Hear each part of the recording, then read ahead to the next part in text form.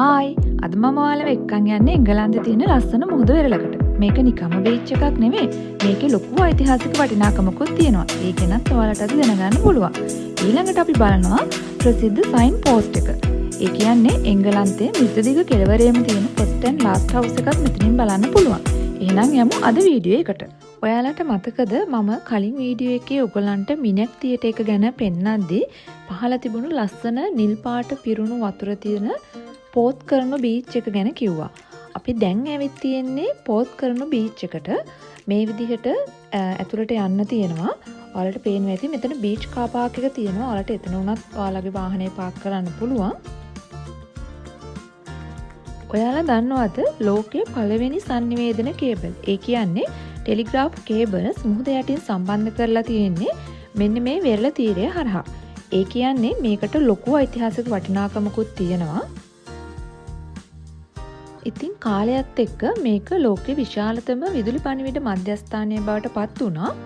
දෙවැනි ලෝක යුද්ධ කාලේ sannivedana කටයුතු ආරක්ෂා කරගන්න මේ වෙරළ ළඟ තියෙන මේ ලොකු කඳු ගැටේ ඇතුළට උමම් මාර්ග සහ බංකර් පද්ධතියක් ඉදි කරලා තියෙනවා.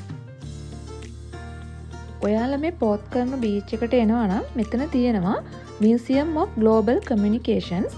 ඉතින් මේ මියුසියම් එකත් බලන්න යන්න පුළුවන්. ඒ කියන්නේ පරණ විදුලි පණිවිඩ මධ්‍යස්ථානයේ ඇතුළේ තමයි මේක තියෙන්නේ. සබ්මැරින් කේබල් තාක්ෂණයේ ඉතිහාසය සහ මෝස් කේත භාවිත කරපු විදිය මේකෙදී ඔයාලට බලන්න පුළුවන්. මම අර කලින් කිව්වේ මෙතන බීච් පාක් එක තියෙනවා කියලා. හැබැයි සමර් එක කාලෙට උදේ 10ට විතර කලින් මෙතෙන්ට යනවා නම් හොඳයි. මොකද නැත්තම් ඉක්මනින් මේ කාර් පාක් එක ෆිල් වෙන්න පුළුවන්. මේ බීච් එකේ වැලිවල විශේෂත්වයක් තියෙනවා. නිකම්ම වැලි නෙමෙයි.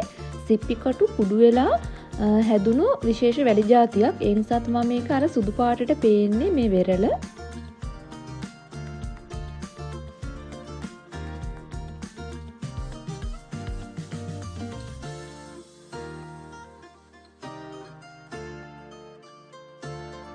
මේ බීච් එක ඉතින් ඇත්තටම රිලැක්ස් එකේ හොඳට පික්නික් එකක් දාන්න වගේ එහෙම පුළුවන්. ඒ වගේම තමයි මේ කට්ටිය මෙතන පීනනවා.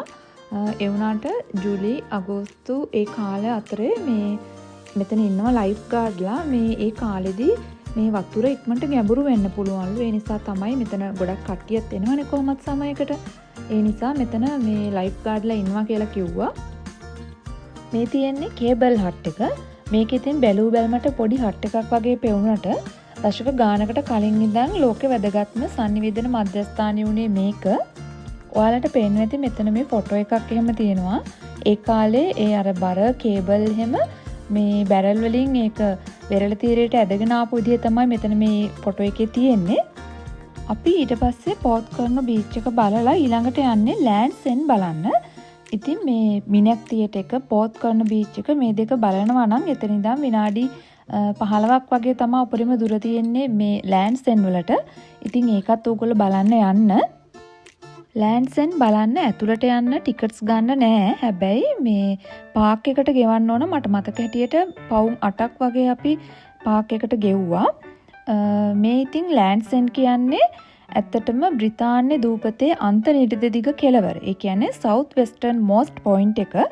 මෙතන ඉඳන් මෙතන ගොඩක් ප්‍රසිද්ධ වෙන්නේ ලෑන්ඩ්ස් එන්ඩ් එකේ අර සයින් පෝස්ට් එක. ඔයාලා දන්නවා ඇති ගොඩක් ෆේමස් සයින් පෝස්ට් එක. එතන ඉතින් ගොඩක් කට්ටිය ෆොටෝස් එහෙමත් ගන්නවා. ඔය ඉතින් ඔයාලට පේන්නේ ඇට්ලාන්ටික් සාගරය. මෙතන ඉඳන් ඇට්ලාන්ටික් සාගරය දිහාවට විහිදෙන රළු ග්‍රැනයිට් ගල් එක්ක තමයි මේක හැදිලා තියෙන්නේ. මම අර කලින් කිව්වා වගේ මේ ලෑන්ඩ්ස් එන්ඩ් සයින් පෝස්ට් එක ගාව ඔයාලට ෆොටෝස් ගන්න පුළුවන්. හැබැයි ඒගොල්ලෝ වෙනම charge කරනවා පවුන්ඩ් 10ක්. ඒක ළඟ ඉඳන් ගන්න. එහෙම නැත්නම් ඊට මෙහා පැත්තෙන් එහෙම ගන්නත් පුළුවන්. මම මේ හැම තැනකම පාකින් වලයි ටිකට්ස් වලයි ඒ ප්‍රයිසස් එක කියන්නේ ඔයාලා කවුරු හරි එන්න ප්ලෑන් කරනවා නම් ඒක ඔයගලන්ට අයිඩියා එකක් ගන්න පුළුවන් වෙන්න නිසායි මම එහෙම කියන්නේ.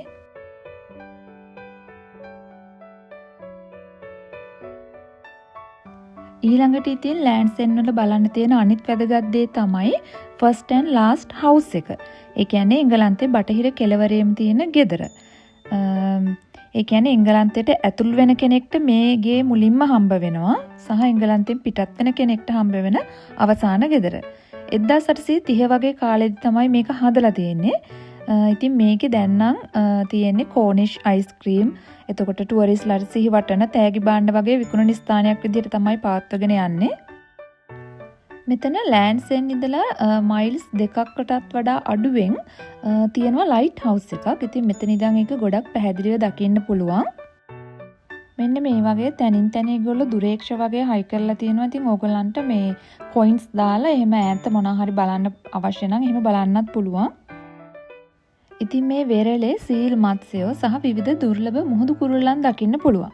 ඒ ගැන මේගොල්ලෝ මේ තැනින් තැන බෝඩ්ස් වල ඩිස්ප්ලේ කරලා තියෙනවා විස්තරත් එක්ක. ඒවත් ඔයාලට කියවන ගමන් ඒ ගැන විස්තරයක් දැනගන්නත් පුළුවන්.